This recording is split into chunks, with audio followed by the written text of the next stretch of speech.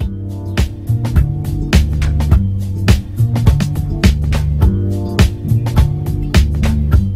primer lugar, buenas noches a todos. Mil gracias por su participación en esta noche lluviosa, no es fácil. Y también quiero agradecer a Sede Trabajo y a Jueves de Deslinde por invitarme a exponer un tema que es muy poco conocido dentro de la academia. Y si lo es, tenemos muy poca memoria sobre esa experiencia en específico, que es la militarización de la justicia, como lo decía muy bien Carmen. Esto significa la delegación de funciones judiciales a los militares con unos objetivos muy específicos, entre ellos la represión de la protesta social. Tomaré como eje específico dos cuestiones críticas que se dieron. En primer lugar, cómo es que los militares llegaron a tener el poder de juzgar a civiles dentro de nuestra historia. Y en segundo lugar, cómo es que la huelga o los paros públicos lograron tipificarse como delitos políticos. Para eso, evidentemente, abordaré dos periodos de la historia muy concretos. El primero es el de la dictadura civil y militar, que tiene lugar entre 1949 y 1957. Este periodo abarca hechos políticos muy concretos, desde la muerte de Gaitán, el periodo de violencia bipartidista y la incursión militar en aspectos estratégicos del Estado, como la administración de justicia. Posteriormente analizaré el Frente Nacional, que comprende el periodo de 1957 a 1974, y en este básicamente espero explicar por qué esta política en concreto fue refrendada dentro del régimen Frente Nacionalista, y haciendo un seguimiento a los 4 gobiernos de la coalición, quiero mostrar cómo fue una política que se utilizó de manera permanente y sistemática contra la protesta social. Bueno, quiero hacer además una aclaración. Yo no soy abogada, yo soy socióloga, y digamos que estos estudios que se hicieron sobre el tema fueron casi todos encausados desde el derecho.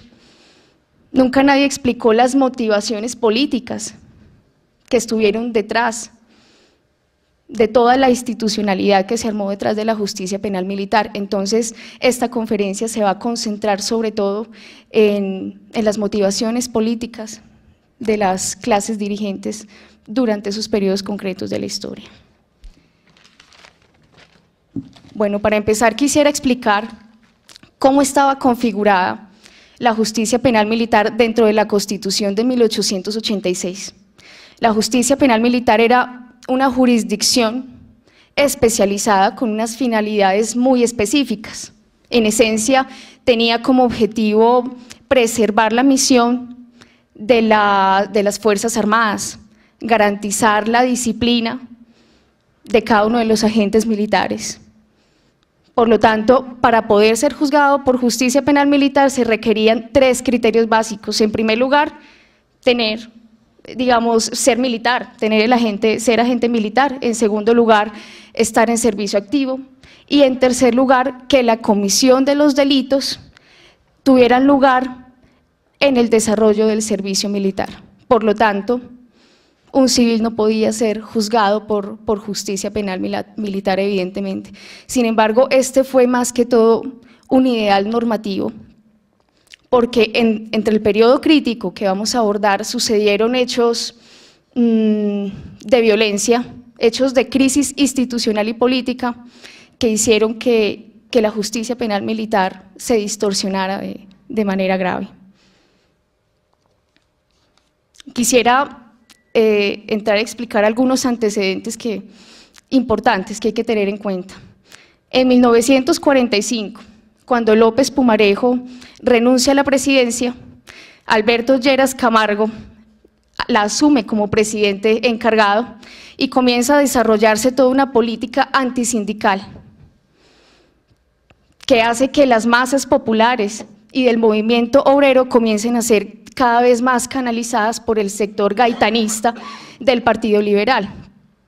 En 1946, cuando tienen lugar las elecciones presidenciales, el Partido Liberal se divide en una elección trascendental: apoyar la candidatura de Gabriel Turbay, representante del sector moderado, o apoyar la candidatura de Gaitán y la conocida amenaza populista.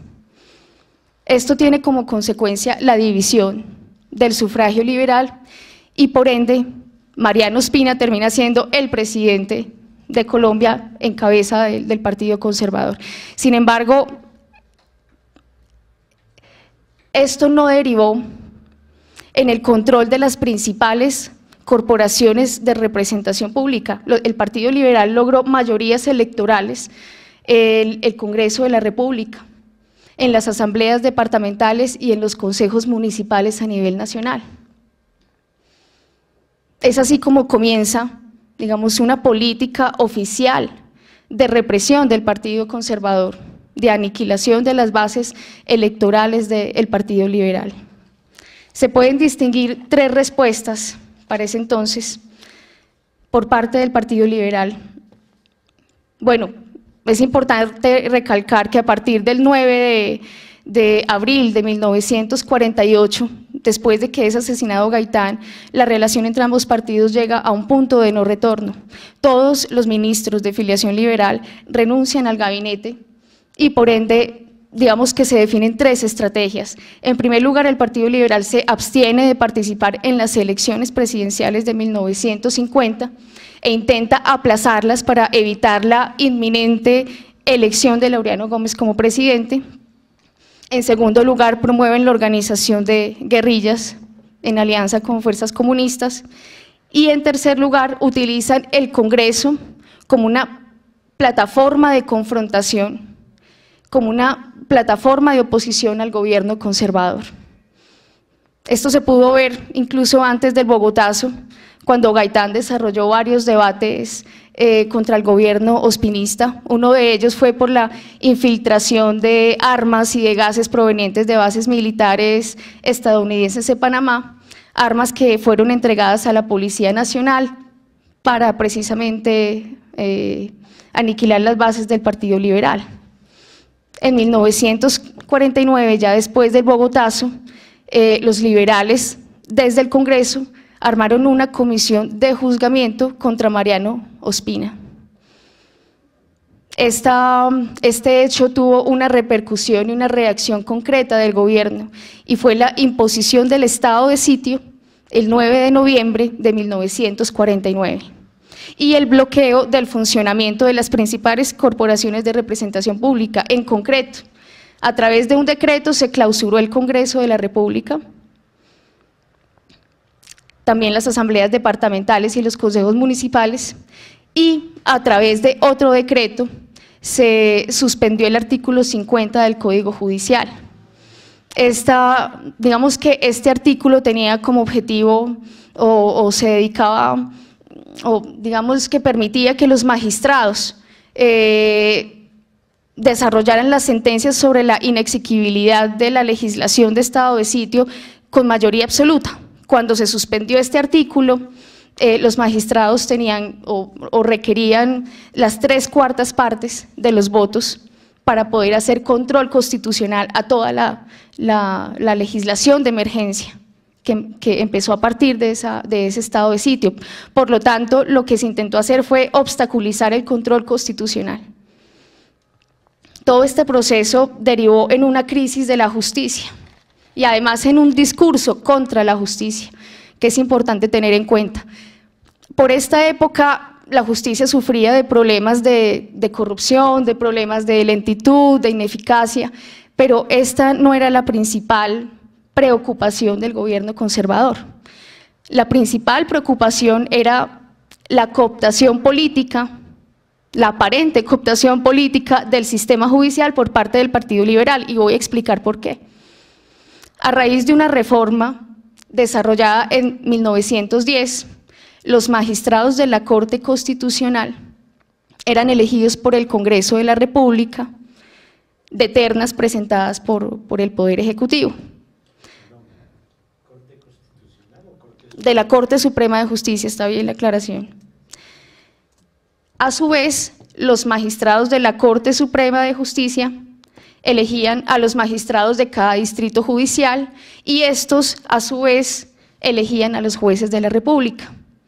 Por lo tanto, y con base en esto, el gobierno conservador construyó un discurso contra la justicia e intentó desacreditarla como si ésta fuera aliada de la causa liberal y responsable de la impunidad, de los crímenes, etcétera, que por esa época se estaba cometiendo o estaban desarrollando, pues como resultado de las guerrillas liberales. Yo quiero mostrarles a ustedes el discurso de Laureano Gómez en esa época. Dice así: entonces, señores magistrados, como no ha sido posible libertar nuestra jerarquía judicial de la influencia política, las consideraciones y reflexiones de índole parcialista, las influencias, intrigas y súplicas tenidas en esas divisas, las vehementes excusas y la alegación de pretendidos servicios prestados a la respectiva causa influyente sobre el ánimo de los juzgadores para conseguir una benevolencia más concreta, más eficaz, más constante que la que se encontró en los 3 delitos por dinero a que me he referido con especial detenimiento. Lo cierto es que continúan produciéndose en el país los hechos más abominables de inicua y espantosa violencia: muertes, torturas, abominables mutilaciones, robos, saqueos e incendios ejecutados en regiones distantes por verdaderas hordas de bandoleros que se disfrazan de luchadores políticos y que cuentan con el apoyo de elementos políticos que abrigan la esperanza de alcanzar por esos medios reprobables una modificación en la situación del país. Debo notar que empieza a formarse en mi ánimo una especie de presunción de que en el criterio de la magistratura y en general en el de los jurisconsultos se esté aceptando la preferencia a favorecer al delincuente casi en todo y sin discriminación de circunstancias, dejando por lo tanto a la sociedad desguarnecida. De esta manera se puede ver que la justicia se convierte en un campo de batalla partidaria y además abre un espacio de oportunidad política sin precedentes para la incursión militar en la administración de justicia y evidentemente en todos los espacios de control estatal, el ascenso de Rojas Pinilla en 1953. A partir de este momento, la justicia penal militar se enfoca contra las organizaciones de guerrillas liberales organizadas en los llanos orientales, pero cuando Rojas Pinilla sube al poder en el 53 y el Partido Liberal acuerda su reinserción, por decirlo así, se empiezan a generar una serie de amnistías y de rebaja de penas contra los delincuentes políticos. Es así como en el 53 y en el 54 se ven varios decretos de amnistías. Y la justicia penal militar comienza a enfocarse contra sectores mucho más específicos de la sociedad civil, en específico contra el comunismo. En 1954, a través del acto legislativo número 7, Rojas Pinilla decreta o prohíbe la actividad del comunismo internacional y con ello la ilegalización, obviamente, del Partido Comunista.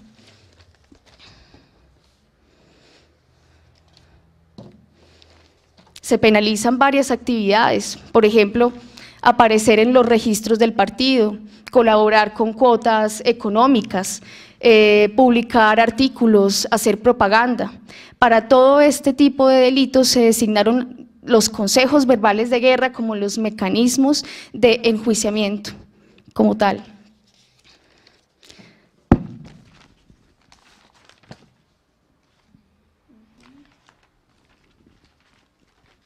Además, posteriormente hay registros, pues quiero decir que esto es paulatino, ¿no? Hay registros también de que la justicia penal militar al final del periodo de la Junta Militar se utilizó contra los invasores de tierras campesinos que se devolvieron a sus predios rurales que habían sido arrebatados durante los años de violencia bipartidista. Especialmente registros en el departamento del Quindío, que fue declarado como zona de emergencia y de operaciones militares, en donde se convocaron específicamente consejos de guerra para judicializar a los campesinos que tenían estas reivindicaciones específicas sobre la tierra. Quiero entrar en detalle sobre un aspecto muy particular de esta justicia penal militar, que es la tipificación penal de las huelgas obreras y de los paros generales. El hecho jurídico más importante en cuanto a la relación de los obreros con el Estado fue la expedición del Código Sustantivo del Trabajo en 1950, increíblemente expedido por Laureano Gómez. El Código Sustantivo del Trabajo sí recogía conquistas sociales importantes, por ejemplo, el derecho de asociación, el fuero sindical, el derecho de negociación colectiva, entre muchos otros, y el derecho de huelga, por supuesto. Pero además traía importantes controles y restricciones contra las organizaciones obreras. Por ejemplo, un sindicato ni un dirigente obrero podía participar en elecciones como tal. Tampoco estaban prohibidas las protestas de solidaridad, por ejemplo, pero la restricción más importante de todas, establecida en el Código Sustantivo del Trabajo, fue la prohibición de la huelga en el sector de los servicios públicos.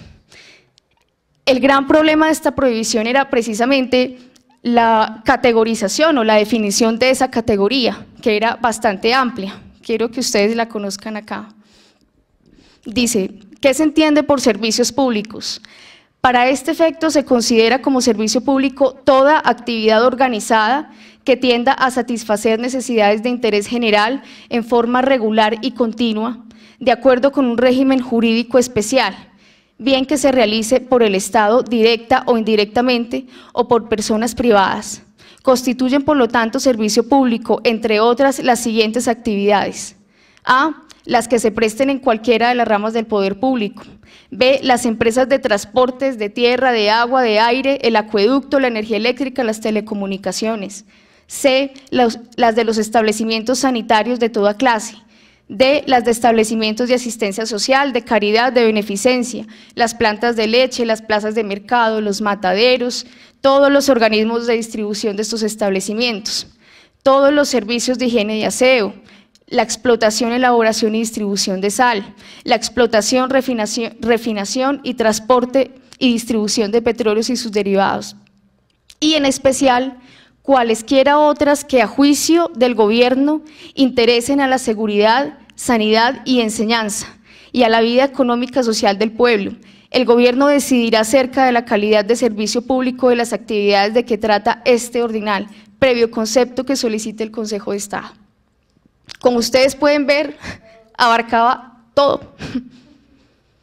Demasiados campos estratégicos de la economía, pero no solamente era un concepto amplio, era también un concepto bastante flexible. Entonces, el Poder Ejecutivo en cualquier momento podía declarar una actividad como servicio público y con esto ilegalizar cualquier huelga. Y efectivamente así sucedió. Por ejemplo, en 1953, una huelga de los obreros petroleros contra la Western Oil Corporation, una multinacional explotadora de crudo, fue ilegalizada de esa manera. Y así pasó con múltiples multinacionales. Bueno, el Código Sustantivo del Trabajo establecía unas sanciones concretas cuando se trataba de estas huelgas ilegales. En primer lugar, se autorizaba al patrono para el despido masivo de trabajadores. En segundo lugar, se suspendía la personería jurídica, podían haber sanciones económicas también. Y en tercer lugar, se disolvía la organización sindical por la vía administrativa.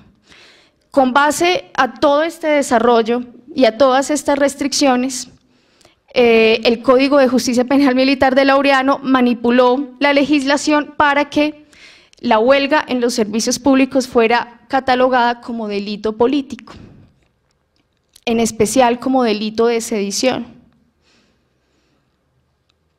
Entonces, lo que empezó como una prohibición se convirtió en un señalamiento de líderes obreros de dirigentes sociales a delincuentes políticos y de sanciones administrativas a consejos verbales de guerra. Además, es importante aclarar que, teniendo en cuenta que durante la década de los 30 el sector de los servicios públicos era el sector más numeroso de los sindicatos, pues se tiene que la penalización de la huelga en este sector pues respondía al sector obrero en el que más había huelgas. Los sindicatos independientes hicieron un análisis bastante detallado de esta medida. Decían ellos que tenía como fin la represión y la división del movimiento obrero. Y cito textualmente: la burguesía busca aislar a sectores cuya ubicación económica o importancia política puede hacerlos peligrosos de aquellos a quienes ofrece una dinámica sindical y pacífica. Consiste en una separación de las fuerzas obreras que tiene en cuenta la capacidad de detonación y generalización de algunas. El objetivo es entonces disuadir a algunos trabajadores de la huelga o, en caso de hacerla, justificar la represión abierta. Entre 1950 y 1954-55 se dice que hubo una gran crisis del sindicalismo como organización de defensa salarial. Entonces, no hay muchos registros de juzgamiento de obreros en esta época, pero se sabe que se implementó. Para finalizar este periodo de la dictadura militar,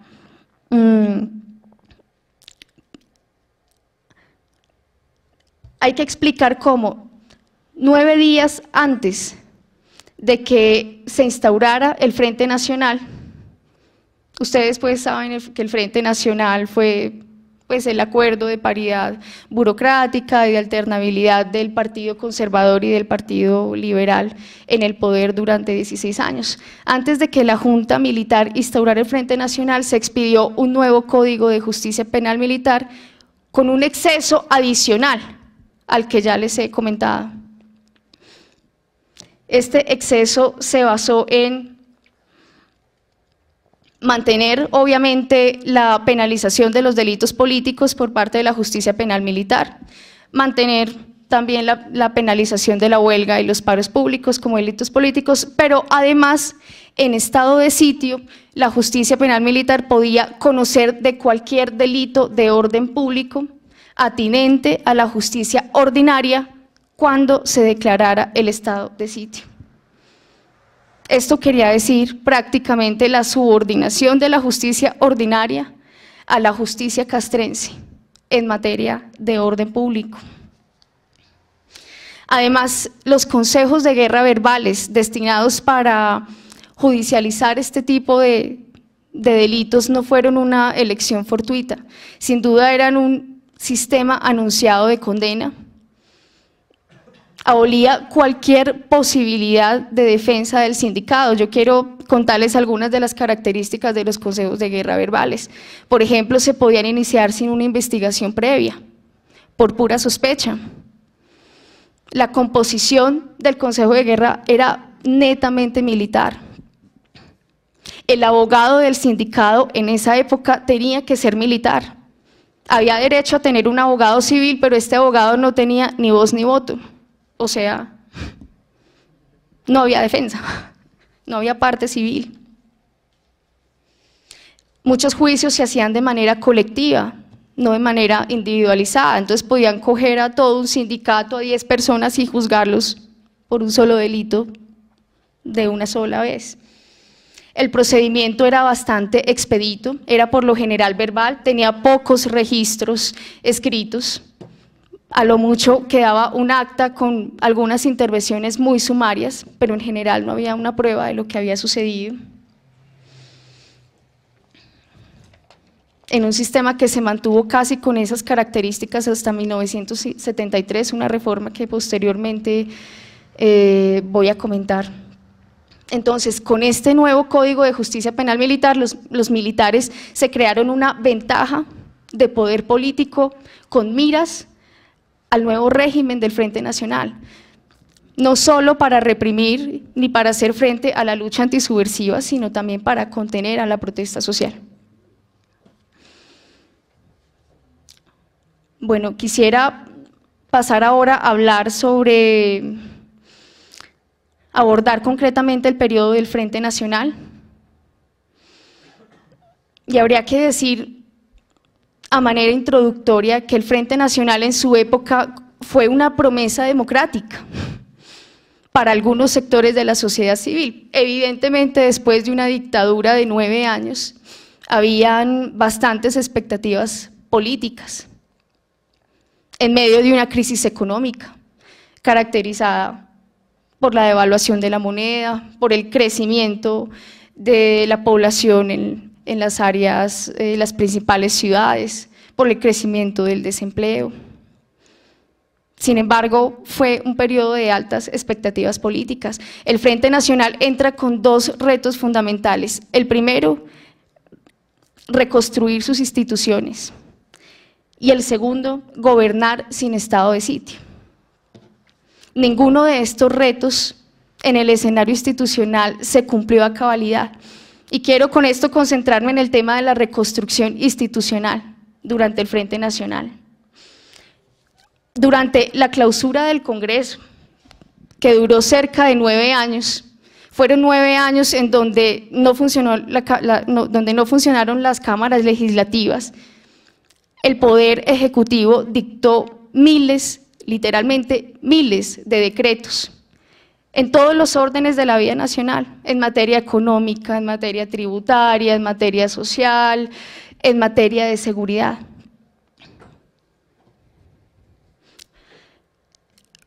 El problema es que con el retorno del Frente Nacional y para gobernar sin estado de sitio, había que, mejor dicho, con el estado de sitio toda esta legislación de emergencia perdía vigencia automática.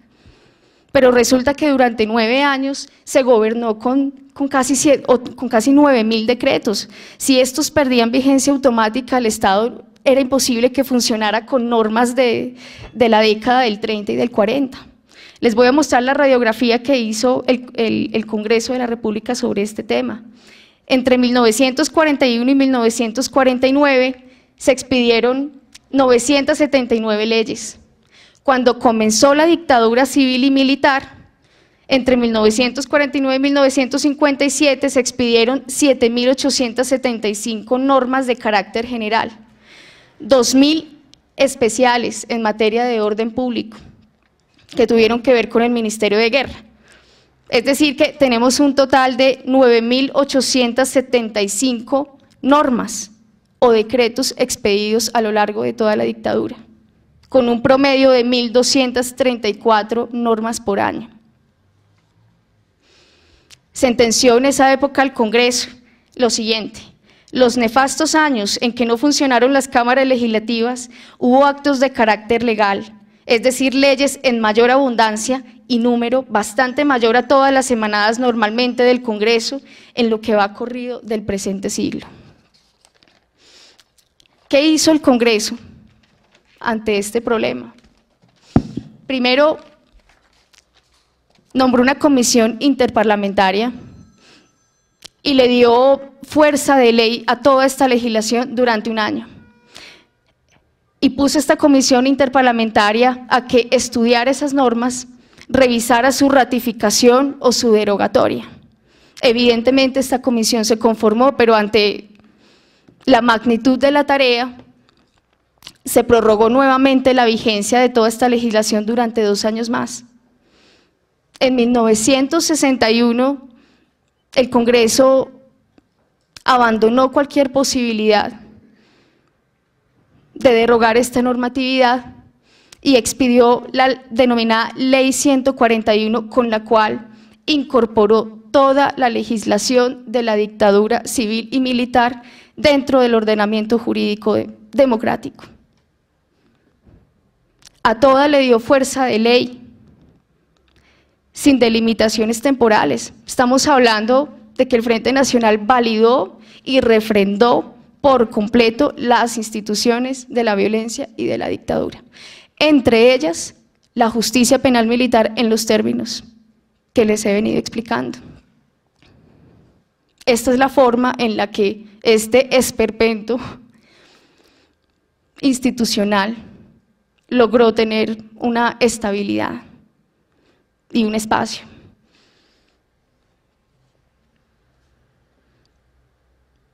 Ahora, como lo tuvo el Frente, como lo tuvo la dictadura civil y militar, un discurso contra la justicia, como botín político, el Frente Nacional también tuvo un discurso contra la justicia, para poder hacer uso de la justicia penal militar como instrumento de represión.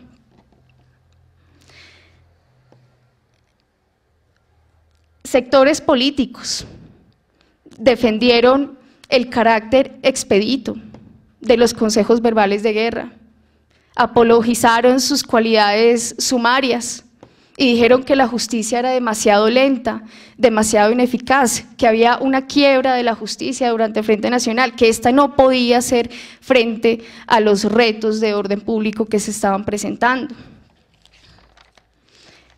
y que por lo tanto era necesario mantenerla como instrumento al servicio del orden público en el Estado. Yo quiero mostrarles una cita bastante diciente de lo que pensaban las élites políticas en esa época. Esta es una cita del Espectador. Dice: a diferencia de la justicia ordinaria, la justicia penal militar se caracteriza por su imparcialidad, celeridad, eficacia y ágil organización. El juez militar es tan juez como cualquier otro. Hay quienes han afirmado que la diferencia es puramente formal, esto es problema de vestido. ¿Cambia sustancialmente un ciudadano colombiano cuando cambia su Everfit por un traje verde oliva o al revés?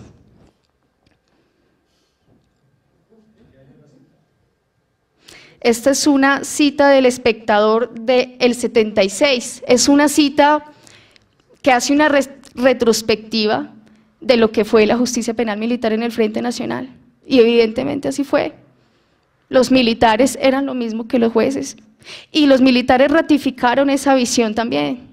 Decían: nosotros no tenemos absolutamente nada con los magistrados ni con la justicia, lo que pasa es que la función que desempeñamos deriva de la situación de anormalidad y de orden público, y nuestros métodos son mucho más eficaces. Pero también quiero decirles que algunos militares no estuvieron de acuerdo con eso. Es que ustedes se imaginan a un comandante de una brigada en una confrontación subversiva en el monte, y eso pasó, lo que les voy a contar pasó, y los llamaban para que fuera a juzgar a un dirigente campesino que bloqueó una calle en protesta por la producción panelera. Y tenía que salir el militar a ponerse el traje verde de oliva y hacer un juicio y un consejo verbal de guerra. Eso sucedió. Pero bueno, en general, como política de Estado, fue avalada en razones de orden público. Pero nada de esto habría sido posible en lo absoluto sin la figura del estado de sitio. Y quiero meterme de lleno en este tema. El estado de sitio era esencialmente un instrumento de defensa estatal que entraba a funcionar cuando el Estado se veía ante amenazas extremas que no garantizaban su existencia y además que no podía defenderse de ellas con los instrumentos, digamos, propios del ordenamiento normal, ¿cierto? Eso era el estado de sitio. Estaba prescrito en la Constitución de 1986, pero de una manera demasiado amplia y demasiado ambigua. Por ejemplo, habían disposiciones constitucionales que se establecían para tiempos de paz, pero cuando se ponía el estado de sitio, entonces varios expertos jurisconsultos decían que eran autorizaciones para tiempos de guerra. Esto pasó con la justicia penal militar y con un artículo constitucional en concreto que decía: ninguna persona o corporación podrá ejercer simultáneamente en tiempos de paz la autoridad política o civil y la judicial o militar. Eso quería decir que en tiempos de guerra podía haber una concentración de la autoridad militar y la judicial, en interpretación de algunos magistrados. También hubo magistrados disidentes de esa opinión. Decían, bueno, si podemos concentrar la autoridad judicial con la militar, entonces el juez también puede desempeñar funciones militares. ¿Mandamos el juez al monte? Pero obviamente esa opinión de esos magistrados que no estaban de acuerdo con la posición oficialista, pues fue completamente minoritaria.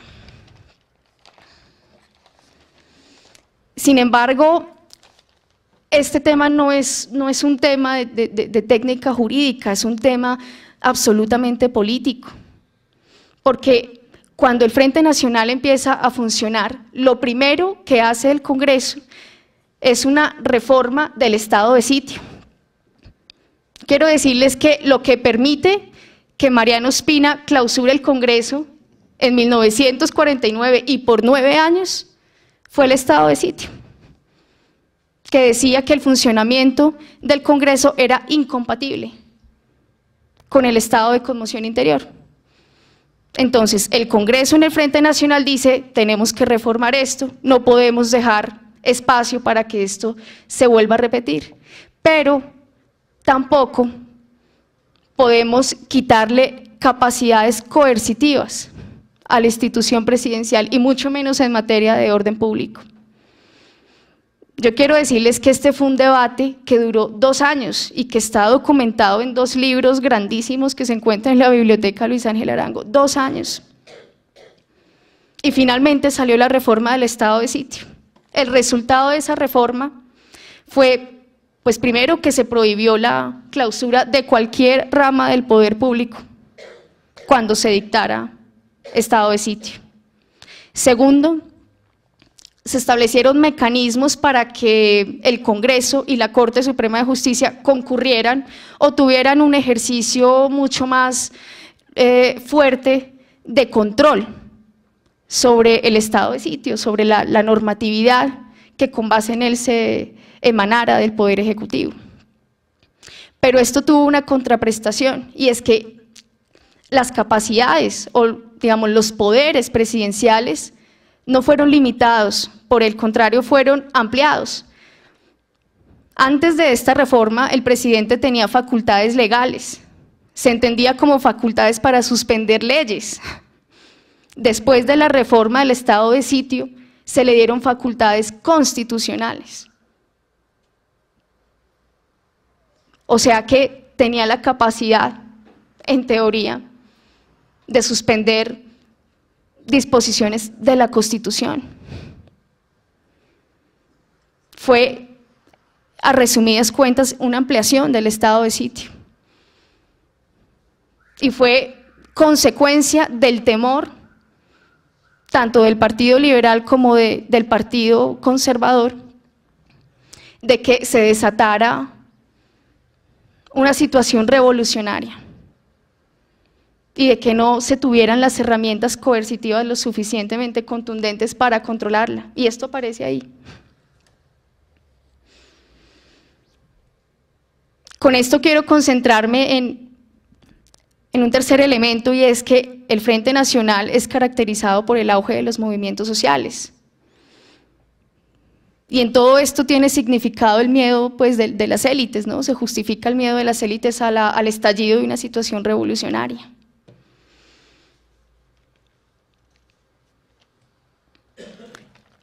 Entre 1958 y 1965 hubo un fuerte auge de los movimientos sociales, en especial del movimiento obrero y también de las respuestas represivas por parte del Estado.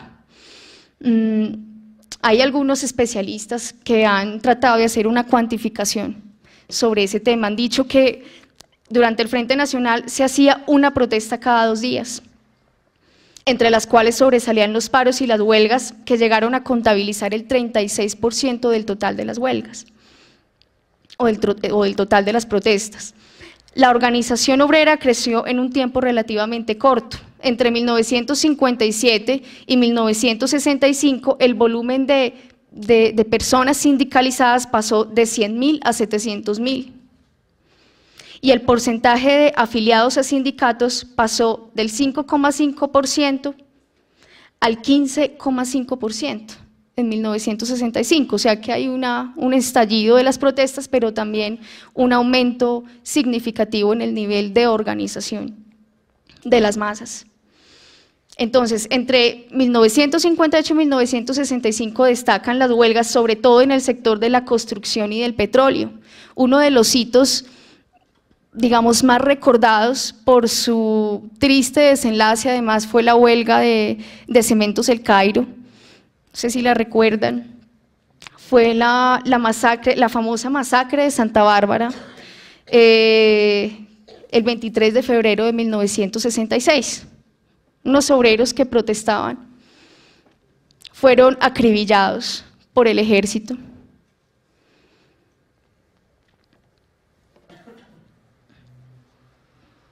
Y como este caso, hay muchos otros donde se notó la militarización de la protesta social. Destaca otro hecho importante, que fue la creación de la CSTC en 1964. Ustedes saben, la Confederación Sindical de Trabajadores de Colombia, que es la Central Obrera Comunista, que vino pues todavía a dinamizar mucho más este campo. En 1966, una de las respuestas estatales fue la expedición de un decreto que limitó la duración de las huelgas. Digamos, hubo huelgas que duraban 100 días y hasta más, con una capacidad de resistencia impresionante. Entonces, lo que hicieron fue expedir este decreto y limitar la huelga a 40 días. Cuando estos 40 días pasaban, se llamaba o se conformaba un tribunal de arbitramiento y ahí paraba el tema. Entonces sí hay una disminución bastante importante de la huelga a partir del 68 al 70. Sin embargo, la protesta se reactivó fuertemente a inicios de la década del 70. Obviamente se conforma la ANUC, la Asociación Nacional de Usuarios Campesinos, se desata una ola de invasiones sobre propiedades rurales, sobre los grandes latifundios, de campesinos que exigían tierra para el que la trabaja, de campesinos que estaban presionando una real ejecución de una reforma agraria. Y además también se desata el movimiento estudiantil. Los estudiantes en el 70 estallan contra la intervención del gobierno norteamericano en la política de educación superior, también con la reivindicación de autonomía universitaria y de presupuesto, y todos estos hitos de protesta son respondidos con una gran represión que más adelante voy a especificar. En el recorrido que realicé, digamos, traté de mirar algunos hitos frente a los cuales se convocaron consejos de guerra verbales contra dirigentes sociales. Y quiero decirles en primer lugar que durante el Frente Nacional, todos los estados de sitio, con muy pocas excepciones, fueron motivados en expresiones de descontento popular. Todos, es decir, la protesta social se vio como un objeto de confrontación estatal, no como la justa reivindicación de sectores sociales que tenían y debían ser tramitadas de manera institucional. En el periodo de Alberto Lleras Camargo, quizás es la excepción de la regla, porque Alberto Lleras Camargo entra con la necesidad de sumar réditos políticos en cuanto a no utilizar el estado de sitio, ¿cierto? El uso cuidadoso de los poderes extraordinarios. Sí se decretan algunos estados de sitio parciales que tienen o que están motivados en hechos ocasionados por violencia en ciertas regiones, pero ninguno es instaurado, digamos, o motivado en relación a protestas sociales. Pero es a partir del gobierno de Guillermo León Valencia cuando se desata una tendencia bastante sistemática. En mayo de 1963 se decreta un estado de sitio parcial en Barrancabermeja y otros municipios del Santander. La motivación fue la realización de un paro cívico en respaldo a los obreros de la industria del petróleo, por todos los abusos que venía cometiendo en esa época la Intercoal, que era una filial de la International Petroleum Company, y Ecopetrol. En esta ocasión se dictó el estado de sitio, duró una semana, no se convocaron consejos de guerra verbales, pero se empezó a ver cuál iba a ser el papel de las Fuerzas Armadas con respecto a la movilización social. Más adelante, en mayo de 1965, se decretó un nuevo estado de sitio general que tuvo como motivo la protesta estudiantil desatada en Medellín por cuenta de la invasión norteamericana en Santo Domingo. Este fue un estado de sitio que duró 3 años. Se convocaron consejos de guerra verbales y se le adjudicó a los militares el juzgamiento de los siguientes delitos: delitos políticos contra la existencia y seguridad del Estado, asociación para delinquir, incendio y otros delitos comunes, secuestro, daños a obras, instalaciones e infraestructura. Y un delito que me parece bastante particular, y es delitos por robo a instituciones bancarias. Es decir, hay una ligazón de este aparato de represión en la defensa de los intereses del sector financiero. Se ponían a un ladrón de banco a ser juzgado en un consejo de guerra verbal. Es increíble, pero ese delito también se incorporó. En el gobierno de Carlos Llera Restrepo, en 1966, fue uno de los más represivos, entre otras cosas. Voy a señalar el hito de la protesta estudiantil de la Universidad Nacional en Bogotá. Se desata en el 66 con motivo de la visita de Rockefeller a las instalaciones de la universidad, y se desata pues empiezan a abuchear al presidente, a Rockefeller, le tiran tomates. Eso fue pues un mitin completo que desató la ira del presidente y que hizo que se convocaran consejos de guerra verbales. Hubo otras medidas de represión como la suspensión del Consejo Superior Estudiantil, el retiro de los representantes estudiantiles, la militarización de la universidad, medidas contra la agitación estudiantil, tipificada como actos de agresión colectiva. O sea, es decir, se inventaban los delitos porque estos delitos no estaban en el Código Penal ordinario. Actos de agresión colectiva. Y dentro de este delito de actos de agresión colectiva se sancionaban conductas de agresión verbal y escrita contra el gobierno y contra las fuerzas militares. Por ejemplo, hacer un graffiti, eso era sancionado por consejo de guerra verbal. Penas de 180 días por agresión a la policía y las Fuerzas Armadas. Hay registros de estudiantes condenados en 1967 por estos hechos. Incluso los abogados se retiraron diciendo: esto es una farsa, esto ya es un sistema anunciado de condena, nosotros no tenemos que hacer nada acá. Y a partir de ese momento se empieza a generar una serie de denuncias provenientes de diferentes sectores de la sociedad civil. Fedepetrol, por ejemplo, denuncia la condena de varios de sus dirigentes. El vicepresidente de Fedepetrol, el secretario de Fedepetrol también fueron juzgados. La OIT expidió un comunicado exigiendo la libertad de los dirigentes sindicales. La Asociación Colombiana de Juristas. Hubo varios debates en el Congreso de la República sobre este tema. El 9 de octubre de 1969 se genera otro estado de sitio, pero este estuvo motivado en el secuestro del hijo del cónsul honorario de Suiza. O sea, un estado de sitio generado por el secuestro, pues es grave y todo, pero no, el motivo no ameritaba un estado de sitio. Aún así se decretaron medidas que prohibieron las manifestaciones públicas, se prohibieron las concentraciones populares, etcétera. Digamos, se prohibieron cosas que no tenían que ver nada con el secuestro del hijo del cónsul. Aquí es de rescatar un hecho bien importante, y es que se expide un decreto que dice que los jueces de instrucción criminal de la justicia ordinaria tenían que apoyar en la instrucción de los sumarios de competencia de la justicia penal militar.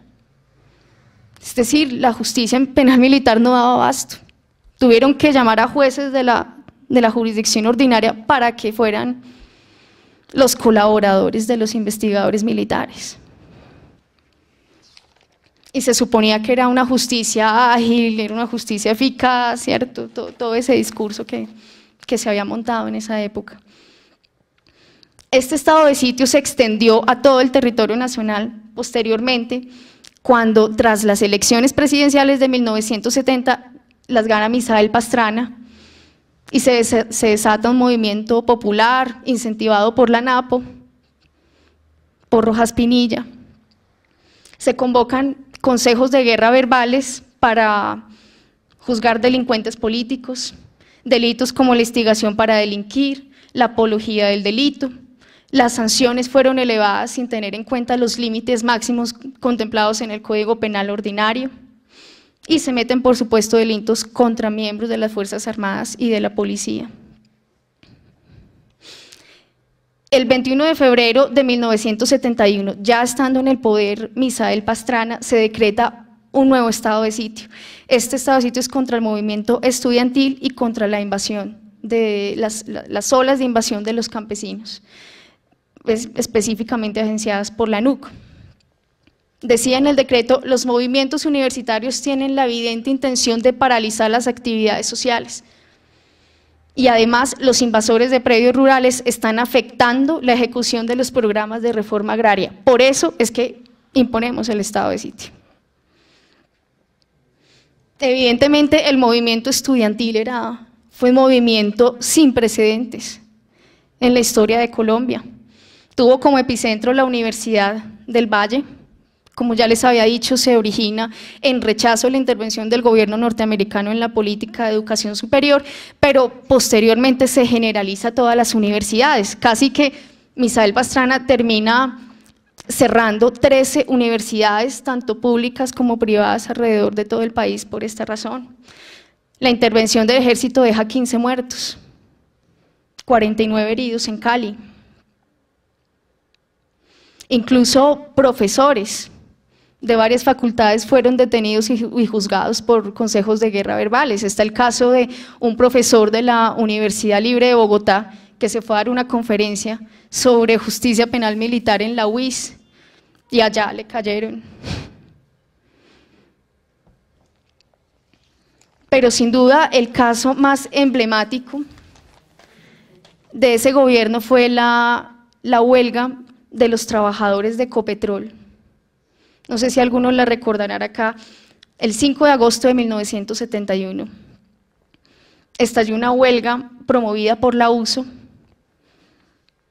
básicamente por el incumplimiento del laudo arbitral, porque no se servían las comidas a tiempo, porque el servicio médico era deficiente. Obviamente también estaba en un contexto en el que la USO estaba peleando contra la política energética de ese entonces, la refrendación de la concesión barco a las multinacionales, bueno, toda esta política de entregar los recursos naturales a multinacionales. Entonces, en ese entonces, el 5 de agosto de 1971, 5 obreros pelean porque no les entregaron el almuerzo a tiempo. Se arma una protesta con 50 trabajadores y Ecopetrol los termina despidiendo a todos. A raíz de este hecho, se organiza una protesta mucho más grande. La respuesta fue la militarización de la refinería en Barranca. Hubo un muerto, 42 detenidos y la convocatoria de un consejo de guerra verbal. En este consejo de guerra verbal, 36 obreros fueron condenados a penas que estuvieron entre los 8 meses y los 14 años de prisión. Entre los 36 condenados estaba toda la junta directiva de la USO, con sus suplentes. O sea, tenemos una respuesta, sí, bastante represiva, pero que además asestó un golpe fundamental contra la organización obrera. Cuando todos estos obreros son condenados, se empieza a promover la generación de un nuevo sindicato dentro del dentro de Ecopetrol, un sindicato afín al gobierno, y estos hechos fueron denunciados, ustedes los pueden encontrar en varios debates a los que fueron citados el ministro de ese entonces, el ministro de Minas. Este caso propició una sentencia de la Corte Suprema de Justicia en 1973, en donde dice: esto no es posible, esto no puede estar pasando, vamos a hacer una cosa. Los militares ya no pueden juzgar a nadie por delitos políticos en tiempos de paz, solo en tiempos de guerra, de estado de sitio. Y bueno, vamos a meter unas medidas adicionales para garantizar el derecho de defensa. Vamos a fortalecer un poco el tema, pero en general se avala que los militares ejerzan funciones atinentes a la justicia ordinaria por razones de orden público. Por supuesto que esta política continuó casi hasta el año 88, abarcó el Estatuto de Seguridad, pero eso es tema de otra conferencia, mucho más específica sobre el Estatuto. Fueron casi 4 décadas. 4 décadas de una política completamente anacrónica y reaccionaria contra la protesta social. De todo este proceso podemos concluir lo siguiente, ya para terminar. Primero, que la militarización de la justicia fue una política permanente y sistemática del Frente Nacional, pero que además es un legado de la crisis política e institucional de la dictadura. Segundo, que el Frente Nacional no logró reconstruir sus instituciones y validó las de la dictadura, refrendando esta política reaccionaria. En tercer lugar, que como sustituto de la justicia ordinaria, la justicia penal militar fue el resultado de una pauta sistemática en la que el conflicto político y social encontró salida por la vía de la excepción y no soluciones por la vía democrática. En cuarto lugar, que cada reforma tiene un discurso político detrás que la legitima y que la sustenta. En este caso, la justicia como botín político en el periodo de la dictadura, y en el Frente Nacional, la ineficacia de la misma. En todo caso, las medidas que se decretaron para fortalecer la justicia distaron de lograrlo. Por el contrario, fortalecieron la capacidad coercitiva del Estado. En quinto lugar, la militarización de la justicia encontró en el estado de sitio un mecanismo de reproducción y de estabilidad. Gracias al estado de sitio, la justicia castrense se convirtió en una justicia ad hoc, de aplicación discrecional ligada a los intereses del Poder Ejecutivo. Y por último, que la independencia y la autonomía de la rama judicial desapareció por completo. Cuestión que favoreció, por supuesto, la inquisición política de los movimientos sociales.